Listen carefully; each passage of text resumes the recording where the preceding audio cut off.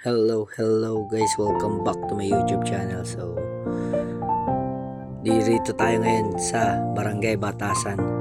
So, dayuhin natin yung kanilang ugbo sa Batasan. So, dito guys, maraming pagkain dito, maraming namamasyal. Pamilya, magbabarkada, kumakain, nagkukwentuhan. Dito guys, sunod-sunod yung booth dito ng pagkain. Mamimili ka lang kung anong gusto mo, halos lahat na nandito. At ngayon guys, lumawak na rin siya compare noon na maliit lang yung area niya. Last time kasi na nagpunta kami dito guys is 2023 pa. And although kahit taga rito ako, syempre sobrang busy natin sa work kaya hindi na rin tayo nakakapunta rito. So binubuksan nga pala to guys every malapit ng mag-Pasko, yan, ganyan. So dito guys, ang dami na nilang Christmas decorations. So maraming mga kids ang mga natutuwa. Malakas din yung speaker nila guys, no? Magaganda yung mga tugtog nila. So dito sa mga decorations na to, pwede kang magpa-picture, mag-selfie, group. Ayan, guys, malaki na yung improvement ng ugbo compare noon na puro pagkain lang. Ngayon, hindi lang pagkain ang nandito, may mga decorations pa. Worth it talaga na tatayuin mo talaga dahil sa sobrang ganda. Ayan siya guys.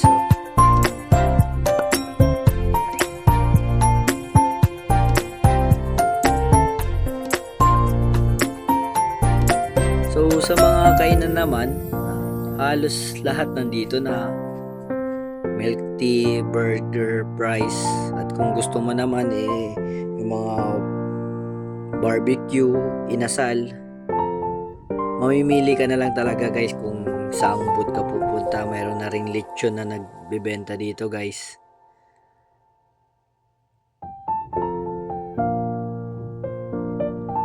So panoorin nyo guys, papakita natin dito guys yung ganda ng decorations nila, yung mga booth.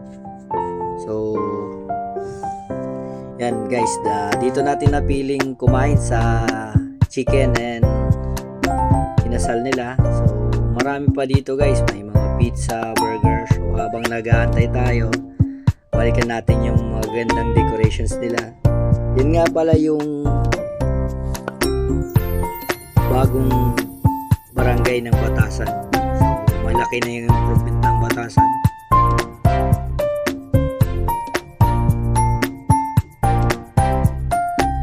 Juices pa. So di na natin mapapakita lahat ng booth dito guys kasi sa sobrang dami. At yung iba rin natatakpan na ng mga tao kasi pinipilahan talaga.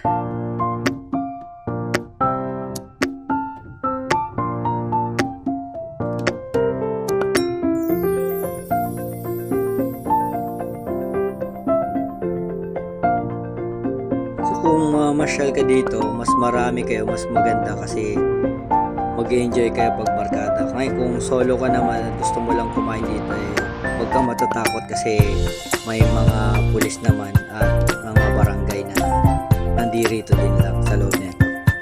So kain tayo guys. Ito naman yung labas guys. Dahil nakakain na tayo ay dito naman guys ang ating vlog. Kung nagustuhan nyo ang ating pagpasyal sa Ugbo Batasan, WLS po tayo. Watch, like, share, and subscribe. Bye guys!